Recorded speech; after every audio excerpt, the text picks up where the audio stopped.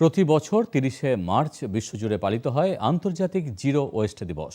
এ উপলক্ষে বিভিন্ন স্কুলের ছাত্রছাত্রীরা কলকাতায় পা মেলালেন সচেতনতা পদযাত্রায়। একটি প্রতিবেদন। বর্জ্য ব্যবস্থাপনা কমিয়ে দূষণমুক্ত পৃথিবী গড়ে তোলার লক্ষ্যে জাতিসংঘের উদ্যোগে ৩০শে মার্চ প্রতি বছর আন্তর্জাতিক শূন্য বর্জ্য দিবস পালিত হয়। এই উপলক্ষে International Society of Waste Management Air and ওয়াটারের উদ্যোগে কলকাতার গড়িয়া হরিমতি উচ্চ বালিকা বিদ্যালয়ের ছাত্রছাত্রীদের নিয়ে নানান সচেতনতামূলক অনুষ্ঠানের আয়োজন করা হয়।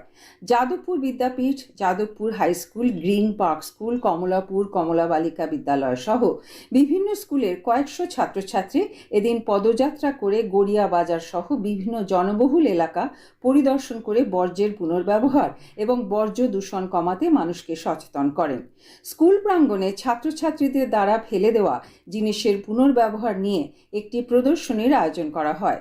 বর্জ্য রাখার জন্য নীল, সবুজ ও লাল বিনের উদ্বোধন করেন International Society Waste Management Air and ওয়াটারের সভাপতি ডক্টর সাধন কুমার ঘোষ।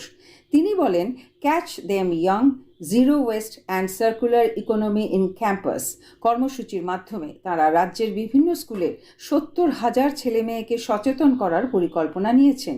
এদিন থেকে সেই কর্মসূচির সূচনা হলো। উপস্থিত ছিলেন গড়িয়া হরিমতি দেবী উচ্চ বালিকা বিদ্যালয়ের প্রধান শিক্ষিকা পিয়ালি গোস্বামী, যাদবপুর বিদ্যাপীঠের প্রধান শিক্ষক পার্থ প্রতিম দে প্রমুখ।